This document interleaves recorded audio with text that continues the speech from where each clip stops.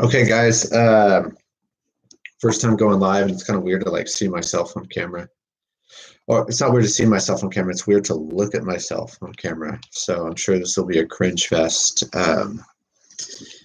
Let's jump right in since I can't.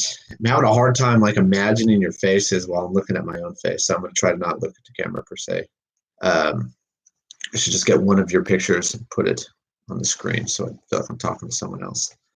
Um, Few remarks about papers. One, that was the worst grading experience I've had my entire life. Um, yeah, I graded on paper, and then Canvas just decided to stop uploading pictures. So when I went to go type out the notes, it wasn't just that like I could draw like a little remark and draw an arrow.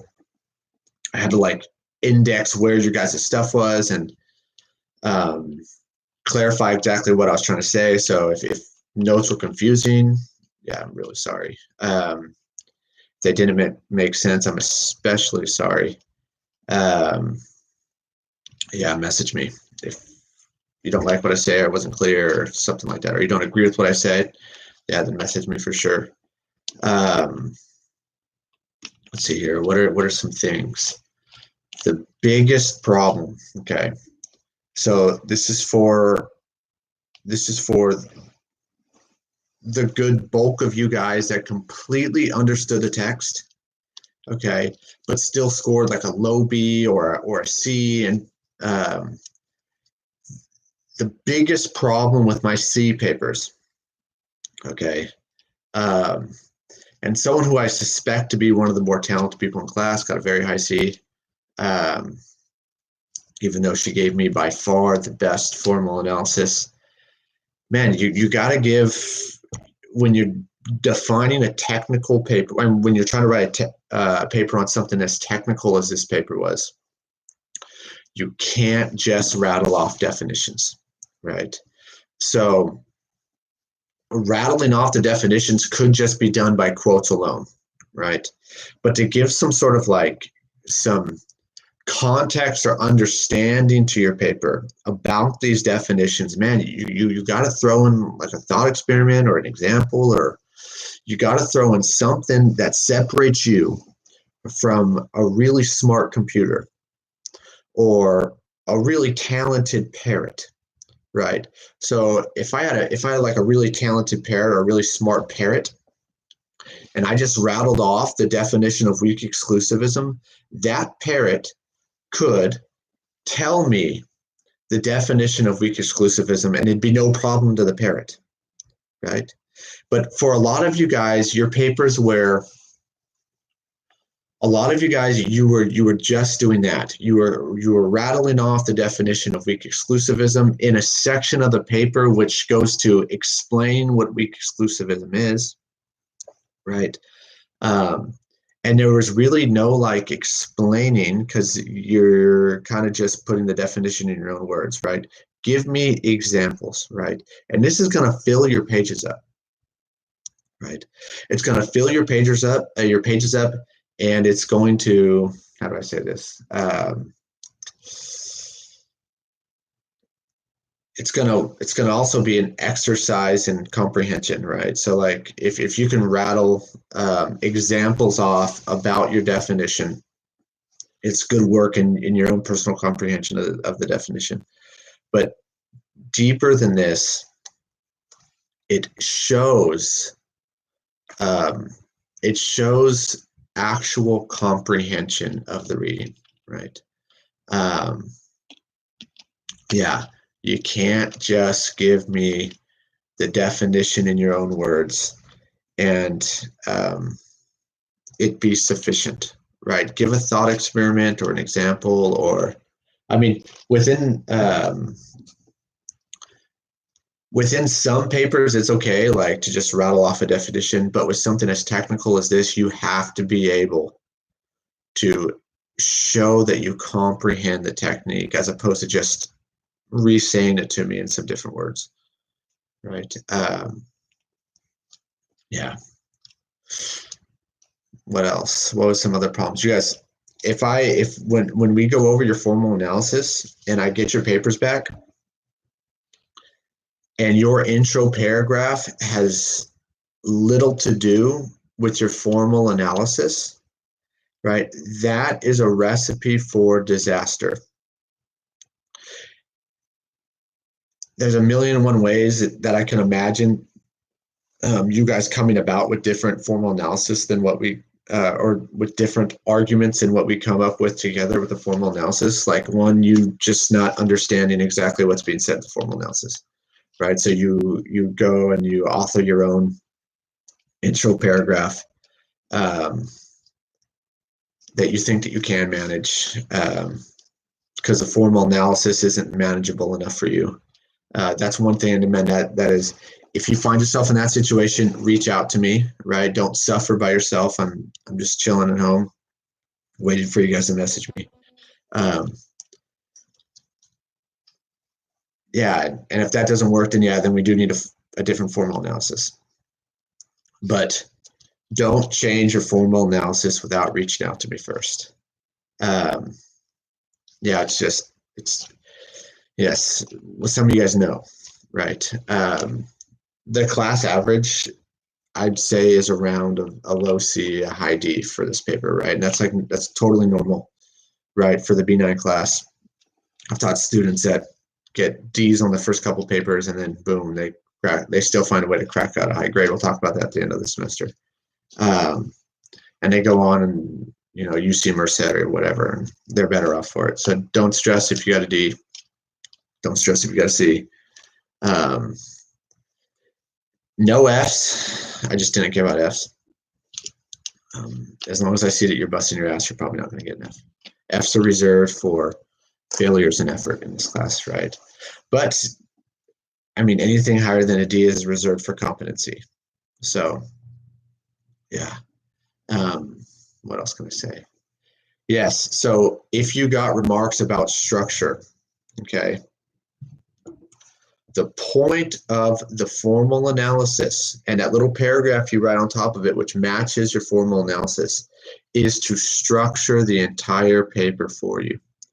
If you say to do this, so to argue for whatever, I will first define weak exclusivism as, okay?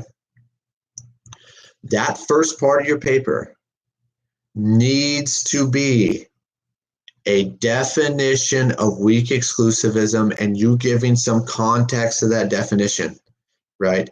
Within that first section, you should not go weak exclusivism, then define strong exclusivism, then refer to what an ism is after you describe what a weak exclusivism is, and then within the same section, make the entire argument as to why weak exclusivism entails strong exclusivism, right? That is not what you say you're going to do in the first paragraph, right? Just follow your blueprint. Don't make it harder than it needs to be. Yeah, I'm looking forward to this next paper. This next paper is not going to be as technical, and I think for a lot of you guys that didn't do as hot, that's going to be a better situation for you, right? We had one A paper, almost received a B.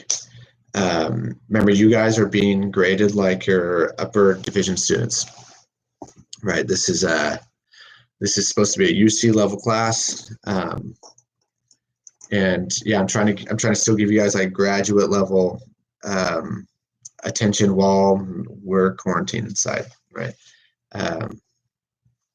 So let me see. I'm getting that.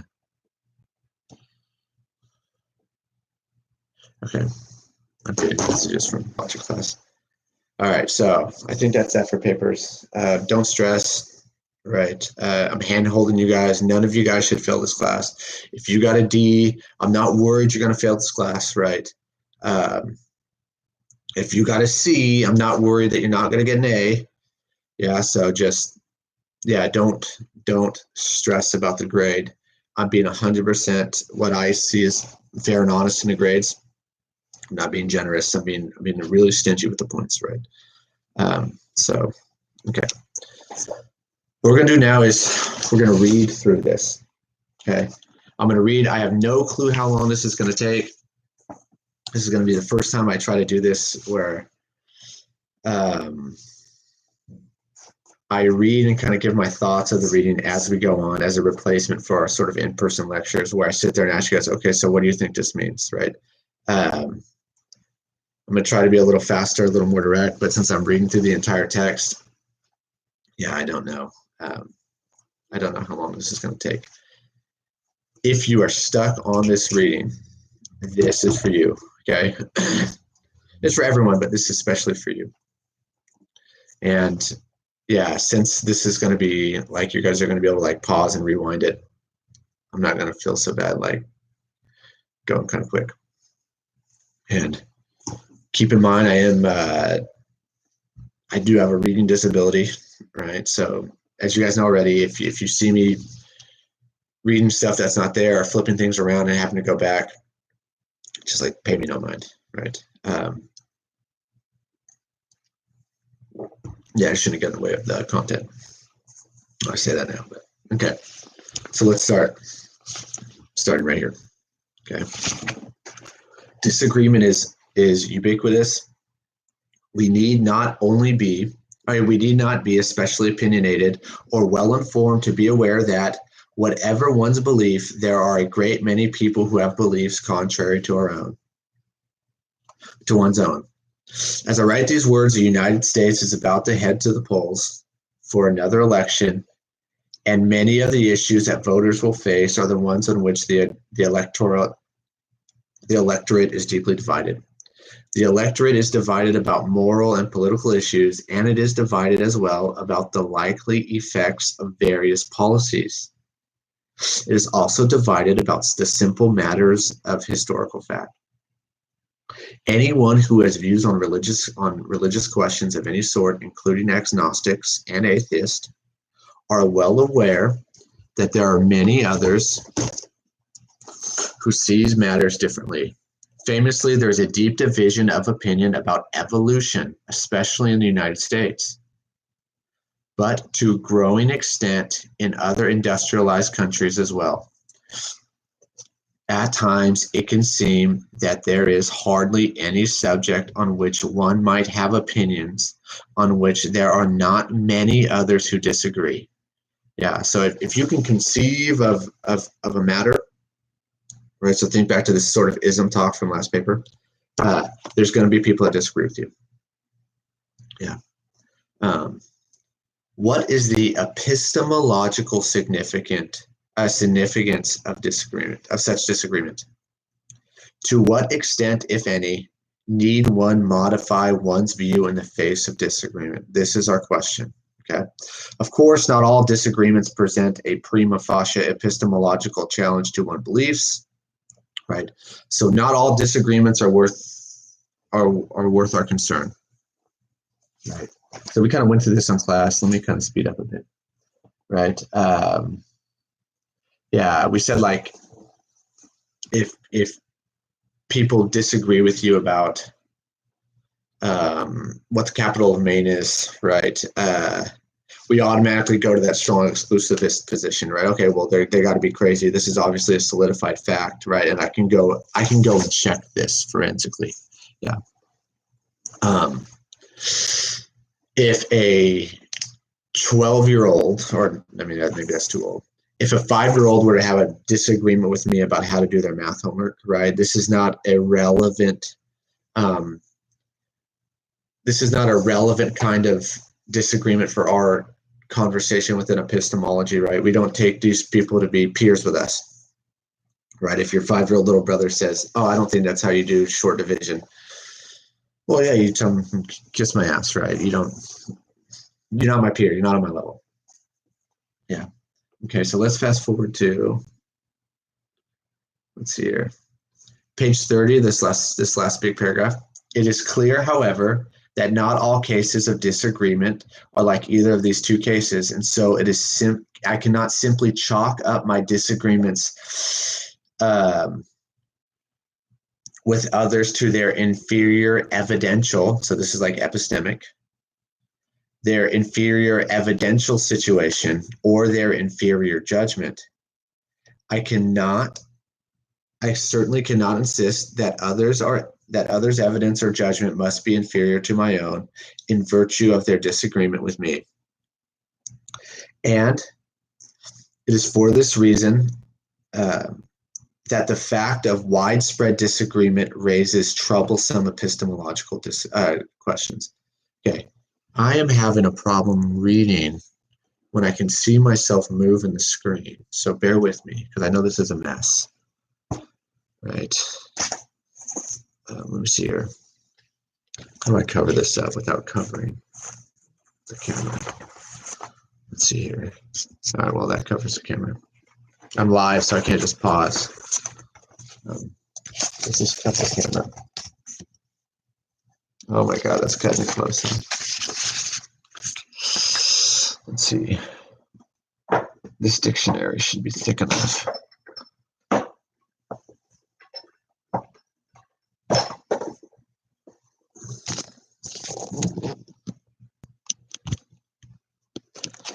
God dang it. Okay, I just gotta deal with it.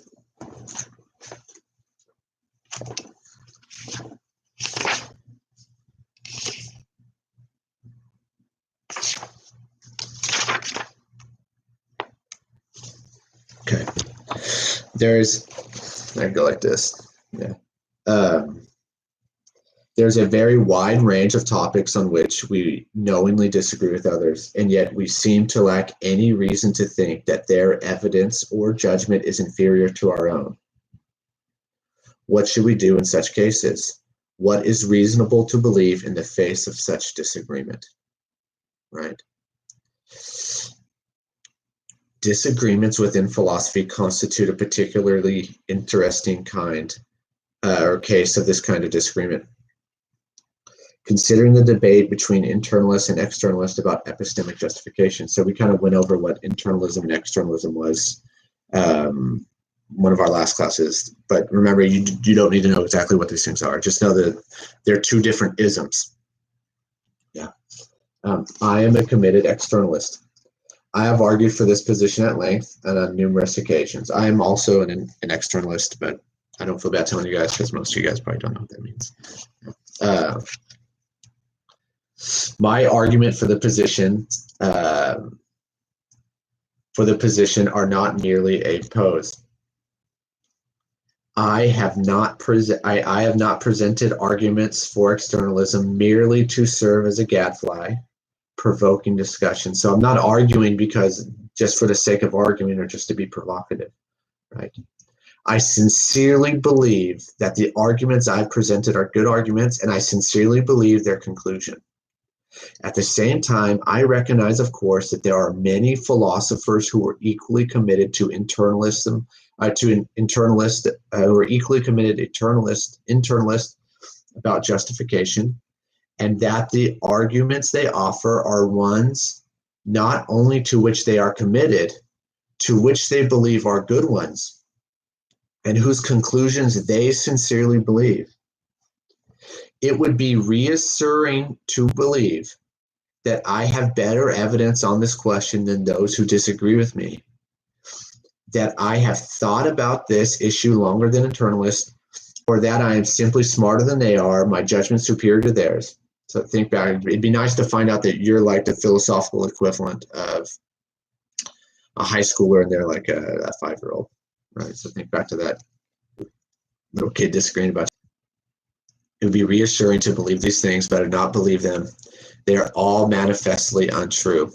So on the question of whether externalism or internalism is correct, I find that I have an opinion, but there are others who disagree with me, who are, to adopt a useful term, so mark this down in your book, my epistemic peers. They are just as smart as I am, just as well informed, and have thought about the issue just as long as I have, and just as carefully. My epistemic peers disagree with me on this question is surely relevant evidence that I ought to take into account. Okay, so this is going to be Kornbluth's position, right? He takes the disagreement as this kind of evidence that we talked about in class. Okay. It is indirect evidence, on the question of internalism versus externalism. But what is important evidence? But it is important evidence nonetheless. So by indirect, right?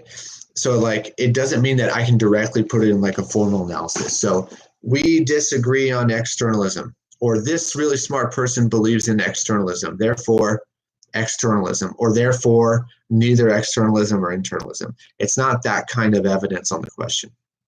Right? It's going to be a sort of meta evidence. Yeah. It's going to be an evidence about your beliefs about the conclusion. Yeah. It is indirect evidence on the question of internalism versus externalism, but it is important evidence nonetheless. And it surely seems that the proper way to respond to evidence of this sort,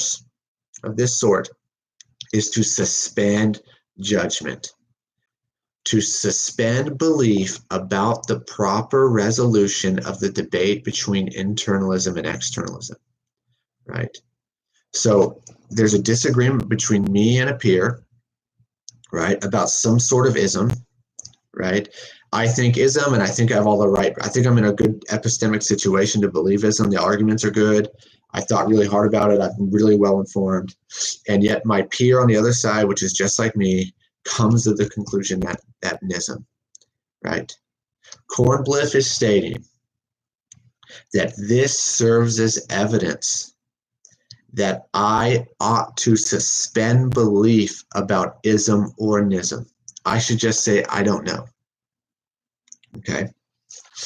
As Richard Fieldman has pointed out, and we're going to read a little bit of him, this is precisely what it seems we ought to do, and what we in fact typically do in perceptual cases. So this is what we do, right, in cases of like forensic stuff.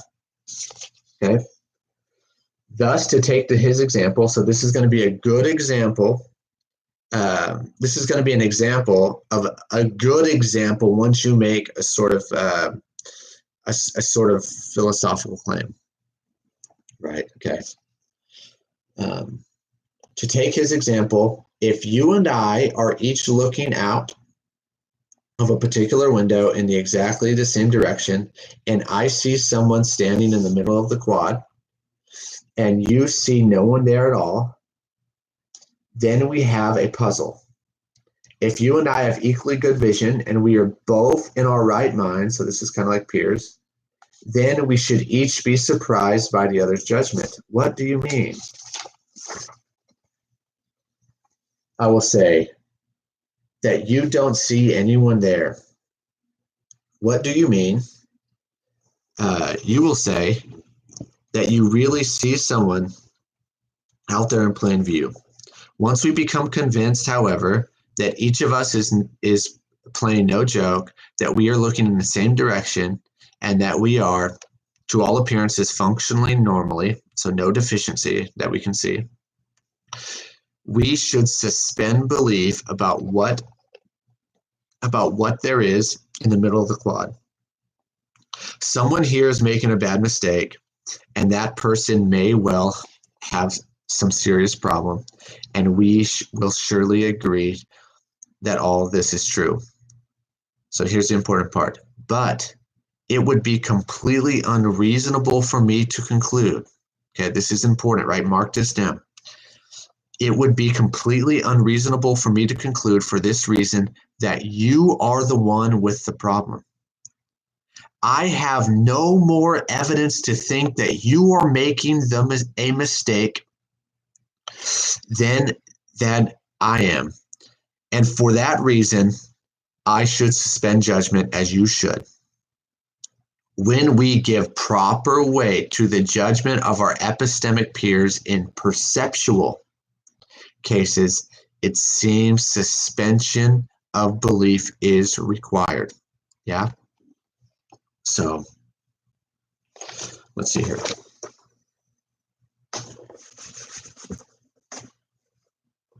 Okay, I'll keep this on. All right. First time writing on a whiteboard on a stream. Okay, so bear with me. Okay. So if I were to have like a formal analysis, right?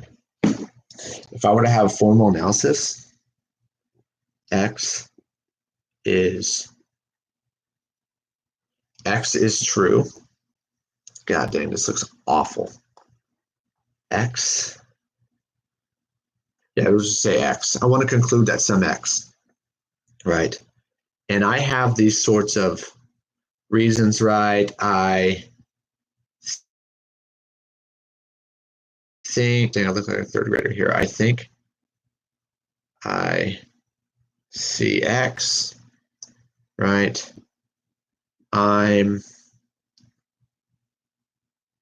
functioning normal. And what's my reason for me thinking I'm functioning normal? Well, it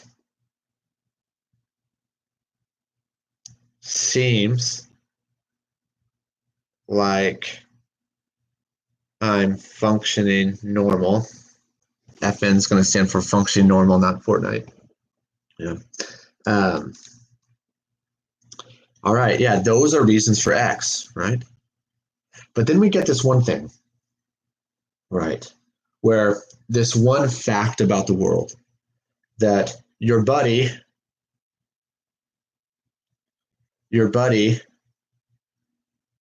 thinks she sees Y. Your buddy thinks she sees Y, right? And it also turns out to be what? Your buddy, God, this is such a disaster. All right, let's see here. I can't write with this skinny little. All right. So let me explain this issue using a formal analysis, okay? So bear with me. P1, I think I see X. P2, I can trust what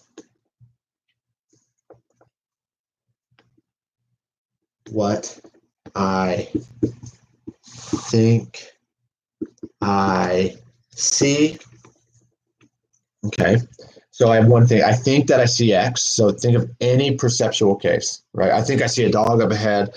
I think I see a person standing in the quad. Yeah. Compare this with reason 2. I think I can trust what I think I see. So I see this and I can trust what I see. And why do I believe that I can trust what I see? Well, let's do P 2.1. Why do I think this? Well, I seem to be functioning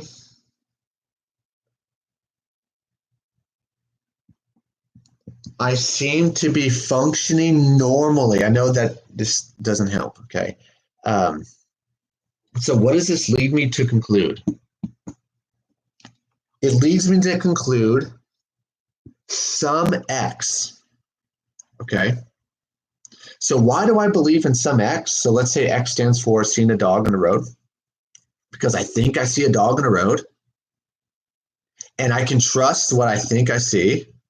And here's like the big thing. Why do I think I can trust what I think I see? Or why can I trust what I think I see? Well, because I seem to be functioning normally, right? If you're functioning normally, then you should be able to trust what you see, and you see X. All right, this sounds good. This is how we think about things, right? This is the sort of formal analysis that's running in our head when we talk about, well, perceptual cases in general, right? This is the sentiment behind I don't believe it till I see it. Yeah, that there's this underlying premise behind all this, that I'm functioning normally. Okay, so here we go. Your buddy, who you consider to be a peer, comes to the conclusion about why they don't see a dog up ahead. Why? Because they think they see Y, right? They think they see Y. God, you guys, I hope this is just not making it worse. They think they see Y, right? And here we go. You can trust what they think they see. Okay. You can trust what they think they see. And what gives you belief in this? Well, the fact that they seem to be functioning normally. Okay, this is the same formal analysis that you have for belief in X for belief Y. It's the same reasons. It's just one is about a different agent, epistemic agent, than yourself, right? But the different epistemic agent seems to be meeting the same epistemic criteria that you are, right? They seem to be functioning normally, and we can tend to trust these people. So let's say you want to maintain belief in X, even though you have some reasons for Y. Well, what would it take for that to be? You would have to believe this is false, that they're somehow dysfunctional. And what would it take for you to believe that your epistemic peer is dysfunctional? Let me write a formal analysis for you on this. Right.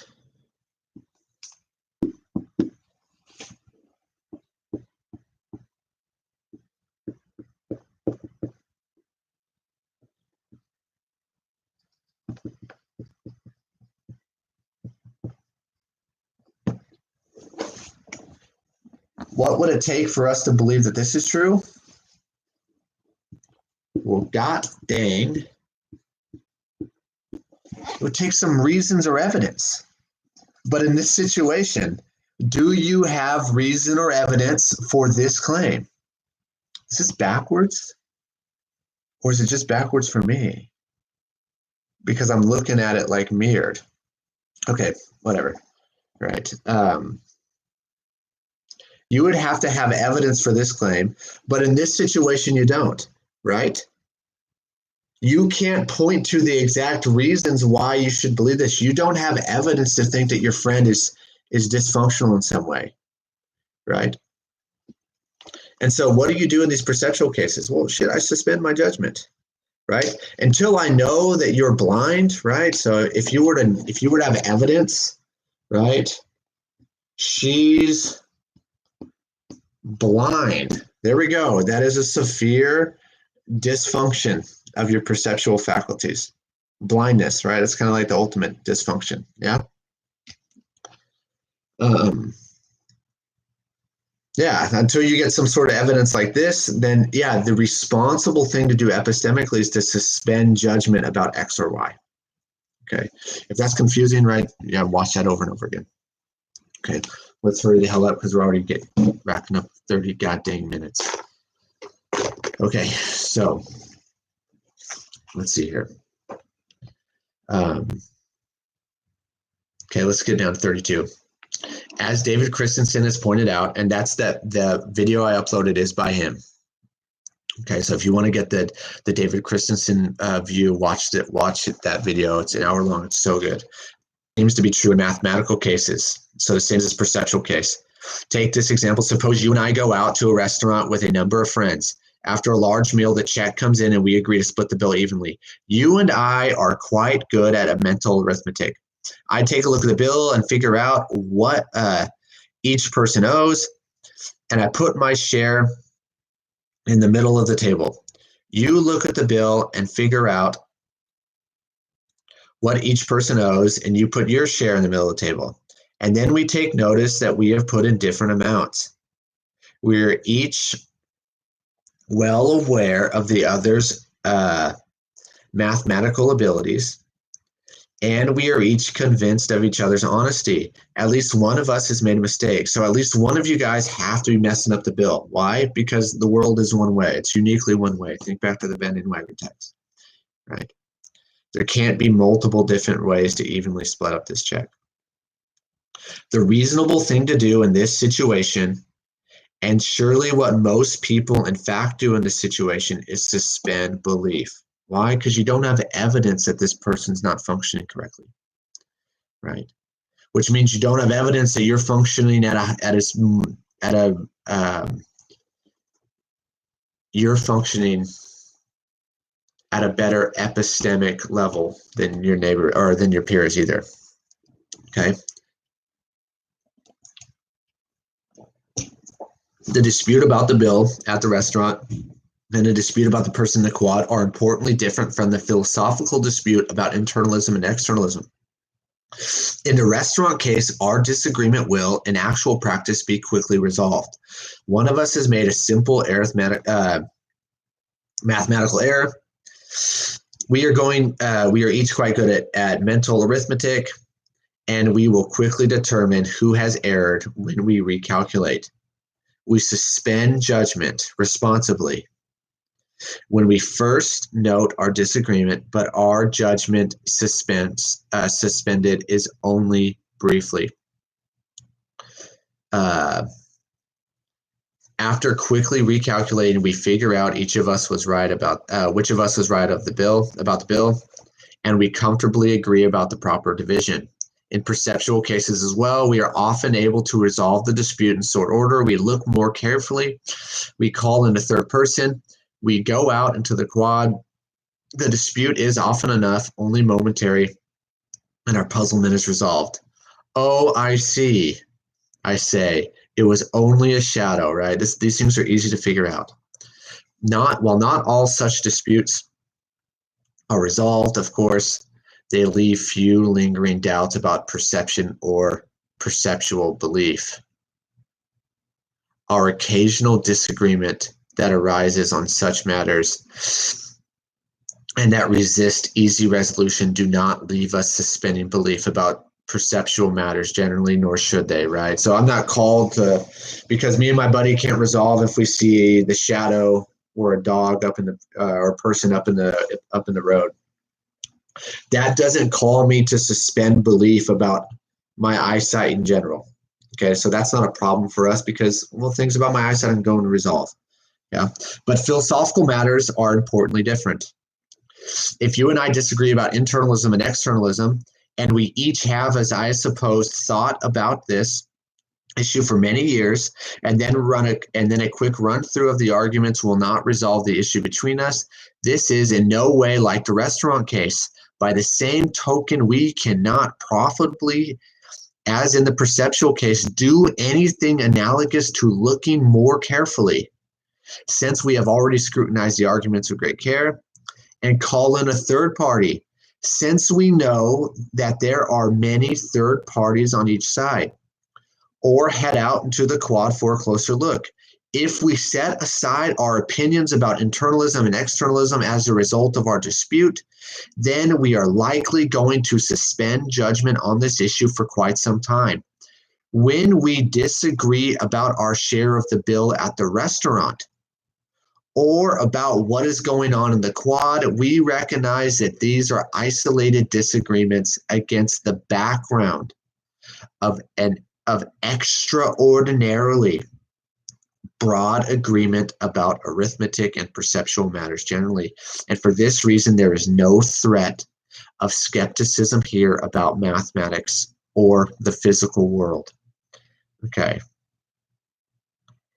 even if our disagreement should prove to be unusually difficult to resolve for whatever reason, it is an isolated or rare disagreement, one that does not threaten to force us to suspend judgment very widely. Okay, so just because me and my buddy can't agree on what we see in the road up ahead, that the notion of that disagreement does not bleed into the rest of our perceptual, to our justification about the rest of our perceptual or beliefs formed from perception. I don't have to think, oh man, well, I can't trust my perceptual faculties at all anymore. Yeah. And that seems right. But if the right thing to do in internalism and externalism cases is to suspend judgment, then it seems we will be suspending judgment on philosophical matters generally, and not just for the moment. And since most of us have very deep philosophical commitments on a great many matters, this would involve substantial revision on our body of beliefs, revisions most of us are not eager to undertake. Broad skepticism about philosophical matters. A broad skepticism about philosophical matters threatens. Okay, this is a big problem. Okay, if it is the case that I ought to suspend judgment on my philosophicalism about externalism or internalism, then we see no reason to not suspend belief about all of our philosophical conclusions. Why? Why do you guys think that is? Huh? Because they're not so resolvable in the world forensically as our perceptual cases, or quickly resolvable with our basic mathematical cases, right? Our big mathematical cases, lots of disagreement happens. Yeah. Okay. I will assume for the purpose of this chapter that the proper resolution of the disagreements in perceptual and mathematical cases is, in fact, as I have described, in the face of, so here we go. Okay, this is his thesis, yeah? In the face of disagreement from epistemic peers, given no special reason to believe either party is mistaken, okay? Given no special reason, so you don't have any of this, right? Until you can point out or collect some evidence that they're crazy, all right?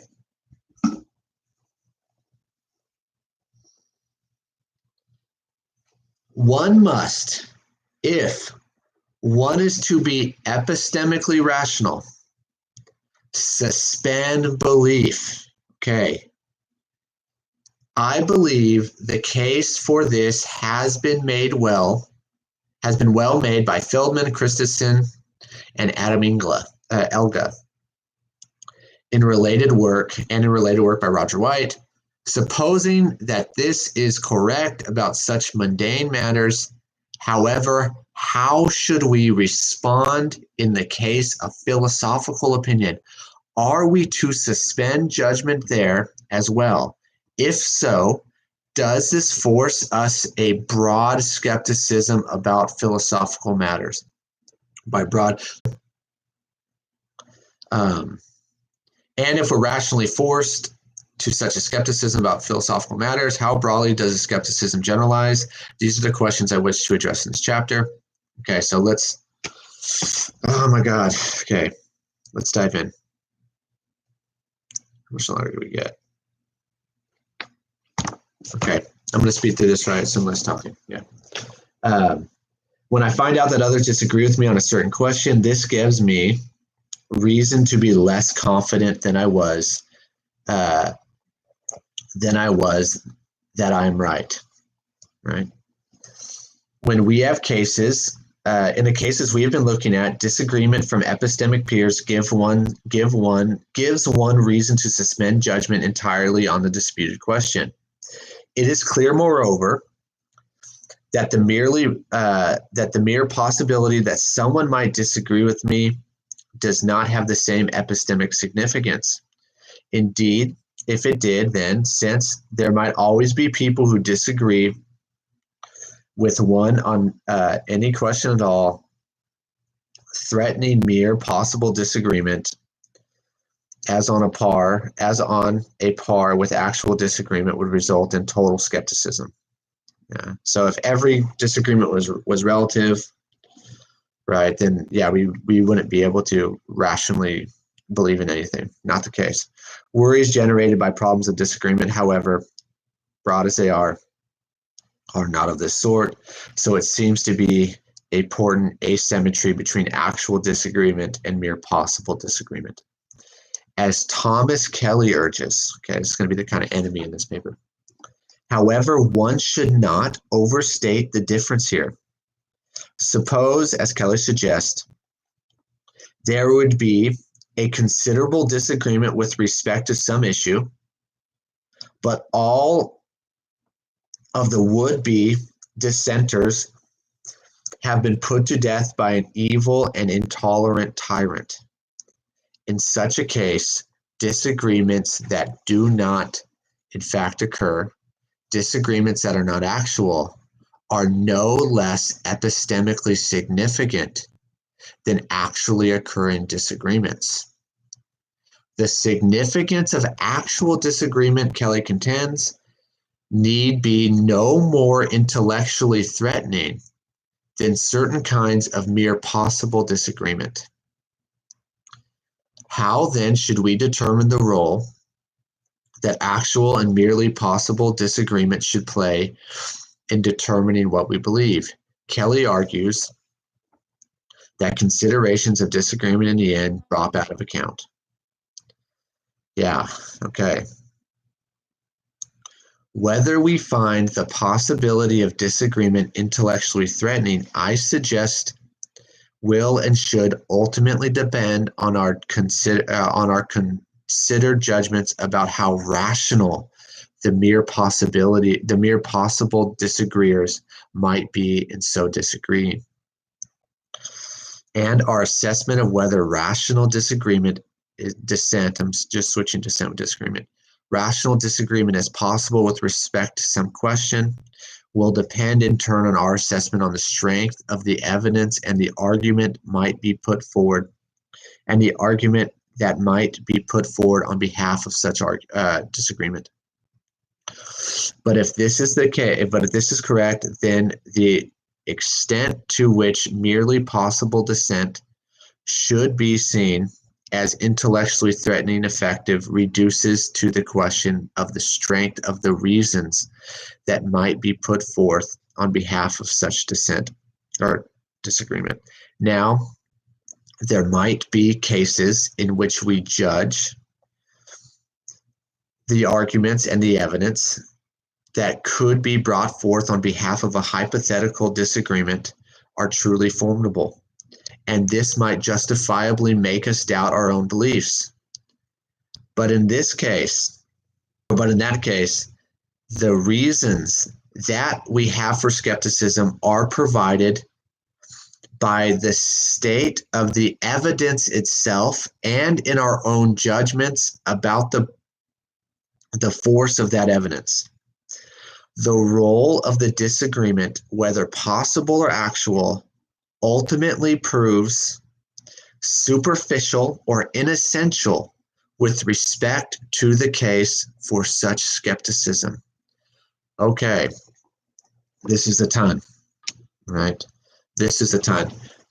We can essentially interpret this passage as sort of a claim that we should look at the arguments themselves, not this meta evidence about disagreement for the conclusion, right?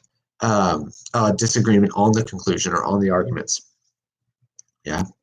Now Kelly has clearly in mind cases which disagreements actually arise and arguments are offered on behalf of competing views, or alternatively, although no actual disagreement has arisen, arguments against a particular view are available. So even if we do agree, if we all agree on some X, right? But we can think of good reasons for not X, or a good argument on behalf of not X.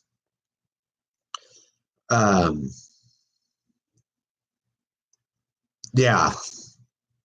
Okay. Yeah, this is the kind of thing that's being, right, regardless what case it is. Okay. So if it's an actual disagreement or a hypothetical disagreement, all disagreements are going to be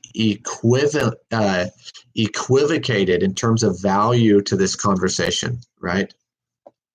And in these cases, Kelly urges that we simply look at the arguments for or against the views in question, and let the fact of disagreement, whether hypothetical or actual, when there is one, drop out of consideration. Whether such a disagreement actually arises or instead is merely possible, it doesn't matter. Okay, him bringing up the possible disagreement is supposed to like expose the superficialness of this conversation, right? That the actual disagreement is just as evidential for some conclusion that X, right, than hypothetical disagreement, or than a hypothetical disagreement. Whether such a disagreement actually arises or instead is merely possible is of no epistemic weight at all, according to Kelly. Okay. So this is going to be that good view, right, of being a sticker, right? And so I can kind of give a formal analysis for this, and maybe this is where I should stop in terms of the talking about this. Okay.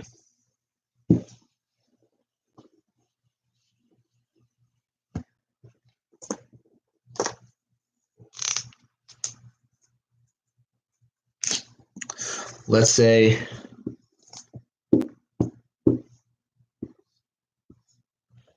I want to, X is true for whatever proposition this is, okay? Let's go back to our definition of truth. What makes something true?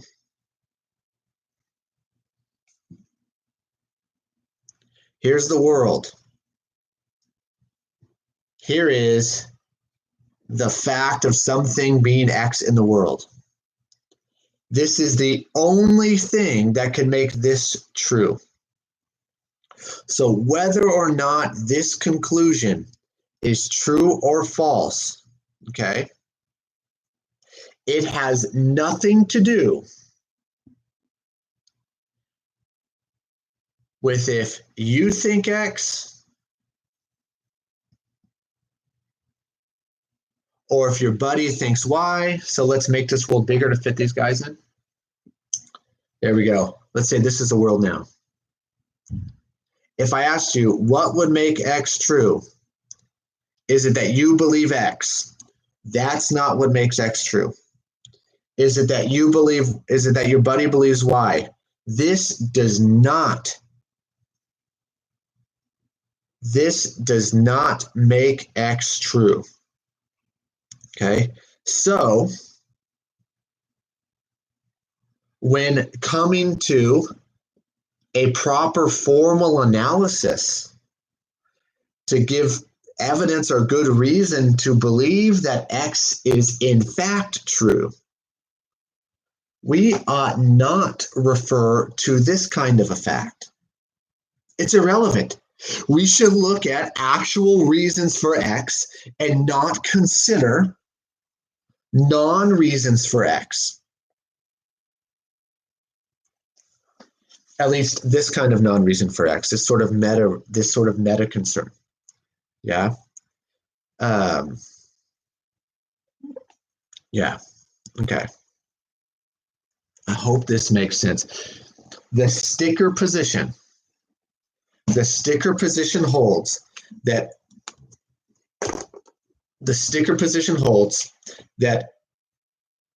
when trying to determine between something like internalism or externalism, we don't need to take the disagreement as evidence, but instead we should look at the truth values of the propositions in support of X directly, whether it's internalism or externalism or some sort of philosophicalism. Yeah. Why? Because these are the real reasons why we believe that conclusion is true. Right? We should look at the arguments themselves, right? And whether there's a disagreement or not, that doesn't make this conclusion T, and it doesn't make the conclusion F. Yeah, this is a shallow concern, and it's not one that's epistemically relevant here. Okay, so here's the response.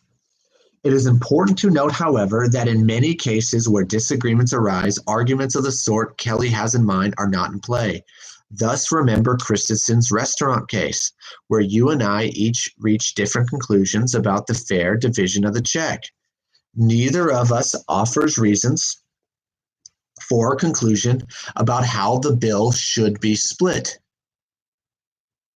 Yet, we are each faced with a significant challenge to our respective beliefs. When I suggest that a fair division requires one payment and you suggest instead that it requires another, the problem is already set. Okay, there's a problem, right? In the restaurant case, there has been no arguments presented. But just the simple fact that a peer disagrees with you, man, the problem's set in stone. Yeah. This is almost hinting at Kelly's sort of remarks about looking at the arguments themselves, whether potential disagreeers or actual disagreeers, being shallow. It goes to make this remark shallow, right? Given that we each are aware of the fact that we are both highly reliable in figuring out such answers, right? Go back to that first two formal analysis I wrote on the board. The problem is set precisely by the fact of disagreement. And at this point in the conversation between us, we cannot explain the epistemic problem we each face without pointing to that disagreement itself. So, at least in cases such as this, the role of disagreement itself is anything but superficial. Contrary to Kelly, perceptual cases are often much the same. Kelly is right, of course, that my belief will not be threatened when you disagree with me if I know that your contrary opinion is unreasonable. And how do we look for unreasonability? Well, then we inspect arguments. Yeah. This does not mean, however, that I must know the basis for your belief before it can threaten my own, as in the restaurant case and in the perceptual cases as well. I know that your beliefs on this sort of matter are generally reliable without knowing any specifics about the basis of your beliefs. So without knowing the arguments, I can trust that you've probably come up with some good reasons. I need not in particular know any of the reasons at all. In cases of this sort, the fact of disagreement, in light of my background knowledge of your reliability, is an eliminable part of my reason for suspending belief.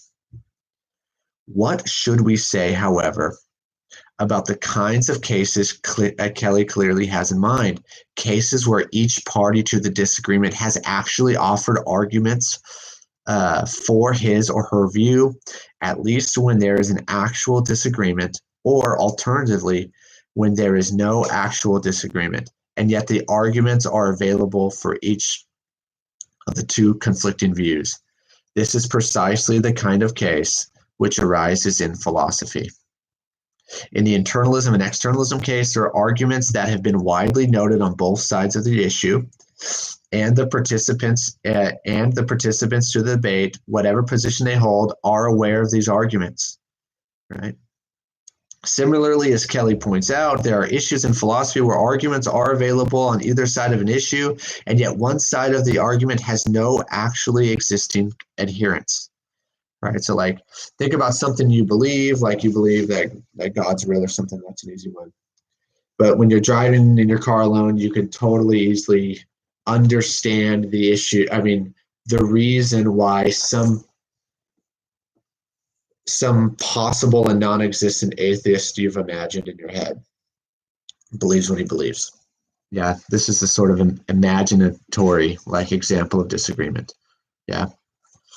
In the internalism and externalism case, there are arguments that have been widely noted on both sides of issues. Okay, yada yada. Similarly, as Kelly points out, there are issues in philosophy where arguments are. Oh, okay, I read this. That's why yada yada yada. Okay, we should, in Kelly's view, in both cases, it is the fact of disagreement or the lack of disagreement should drop out of rational consideration. We should consider the arguments only, right? And let it go at that. Now, there is no question that this accords well with standard philosophical practice. We do not tend to see arguments of the following sort of philosophical journals. Okay, so this is that joke meme. I mean, this is what you don't see philosophers doing.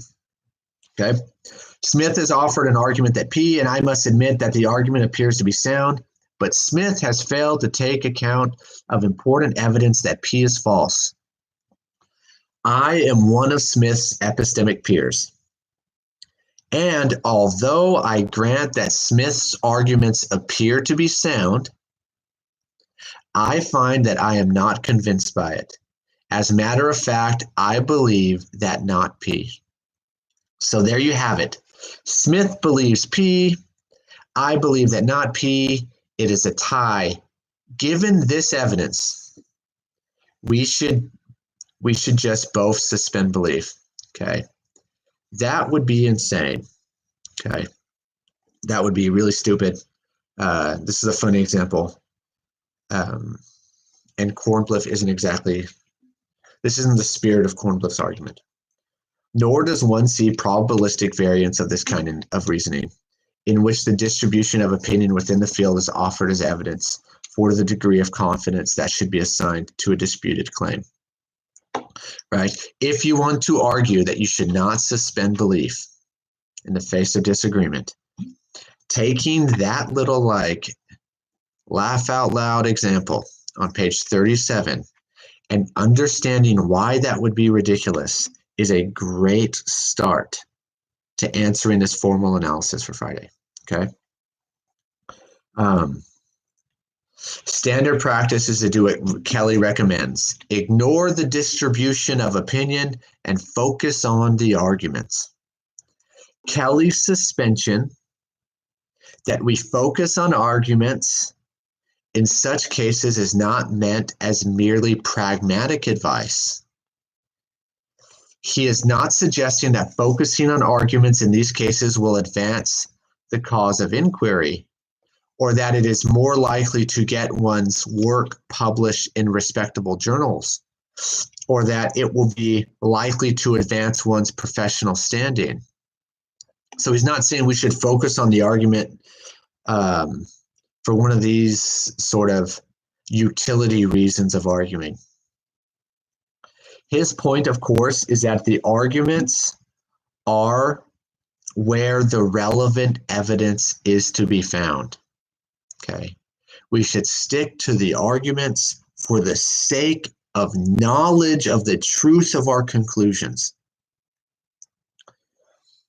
That there is an actual disagreement, or that the preponderance of opinions falls on one side or the other of the disagreement is, on Kelly's view, simply irrelevant to the question of issue at issue.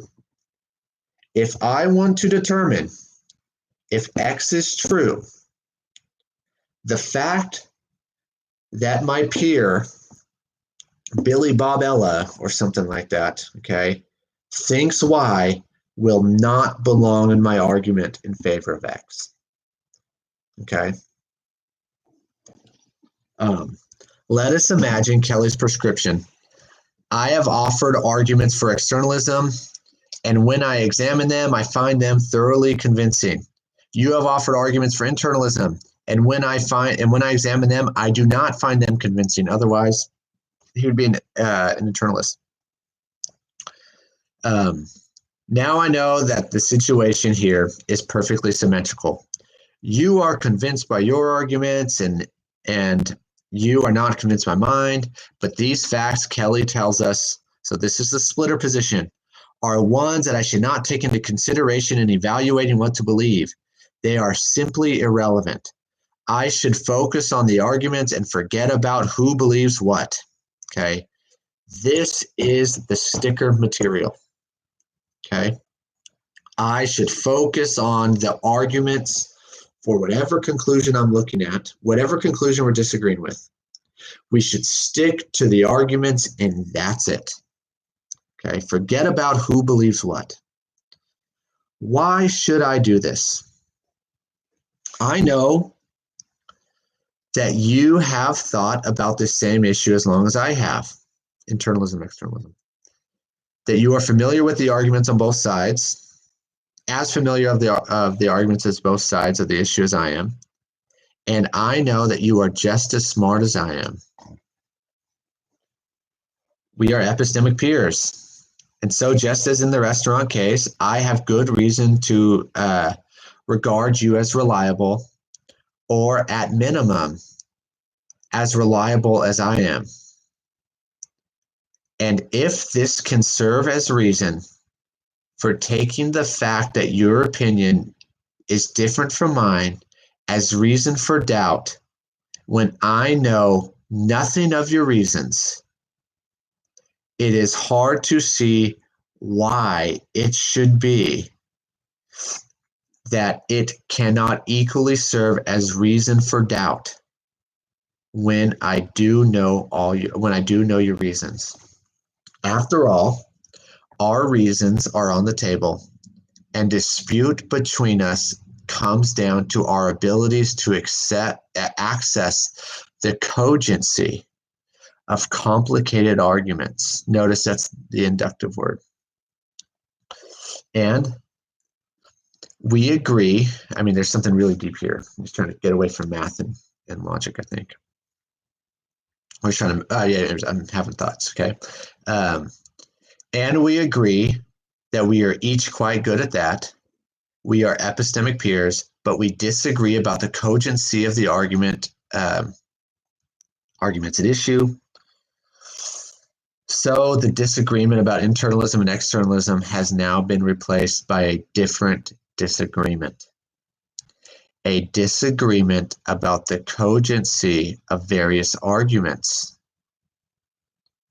How are we to resolve this dispute?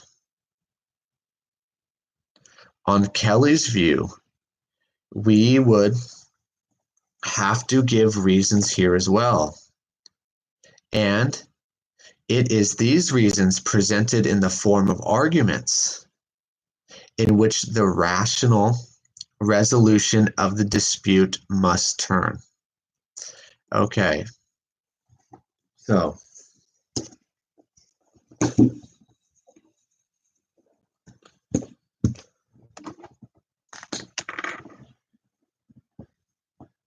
let's look at the arguments. I have an argument for X. I deemed this argument for X to be cogent.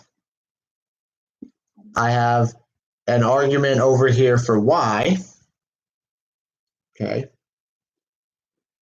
I deem this argument over here to be incogent or uncogent. Okay. When I go to look at the arguments themselves,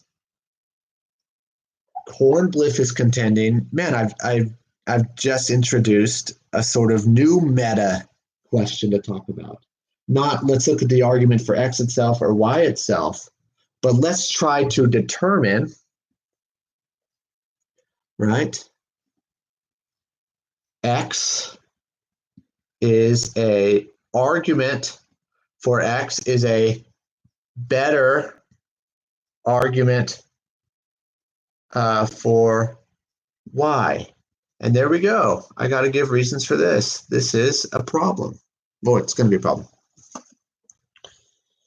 Okay, let's see here. An hour 10. All right.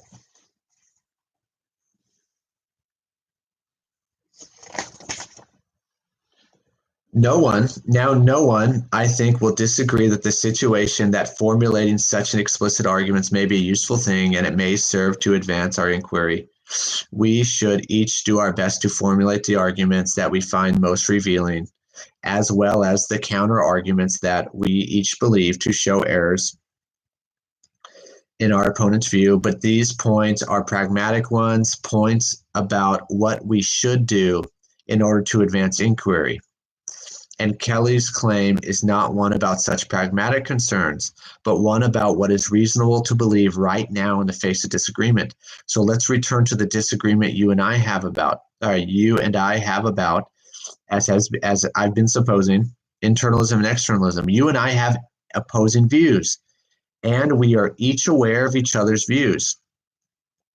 We are also each aware of the other's arguments. And the question at issue is not what we should do to advance inquiry. Looking at arguments is no doubt a good strategy to pursue that purpose. The question immediately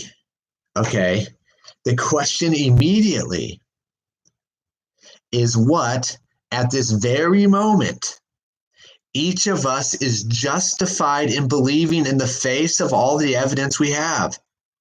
Kelly's view is the fact of our disagreement is not relevant evidence here.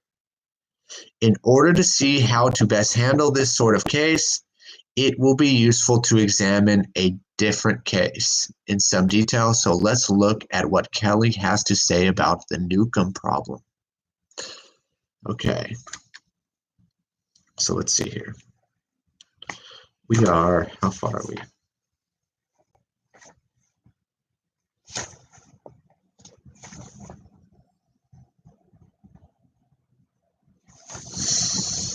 Yeah.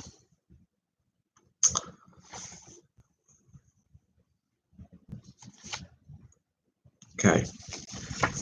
Christensen is going to bring up the Newcomb problem, or at least some version of the game show problem, in that 1 hour lecture or conversation he has on this disagreement stuff. Cornbliff is echoing most of what's being said in that 1 hour lecture. Okay. So, since, man, this is taking a long time, I'm going to leave the rest of the paper for you guys to continue to figure out. Watch. It's a video I uploaded. Okay. And if you are convinced that really this disagreement stuff has no evidence on your justification for current held beliefs, then you are, I don't know, for reason or just attitude alone, you are being a sticker, not a splitter. Okay.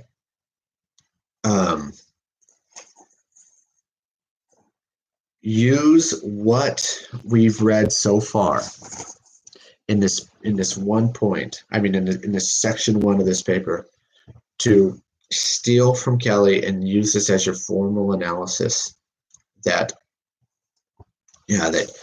you are not obligated to suspend belief in the face of pure disagreement, right? If you are looking for good reasons to argue that conclusion, this is a good conclusion on a formal analysis, right? We are obligated to suspend belief in the face of peer disagreement. Yeah, the rest of this paper is for you, and the rest of this paper is almost completely talked about in that lecture on YouTube, or that conversation on YouTube. Okay, so yeah, that puts an end to this stream read-along thing. I hope this is good. I hope to get better at this as I keep doing these, and I hope to never do these again afterwards. Well, okay, my buddy was in the chat. God dang it. Flo, are you here?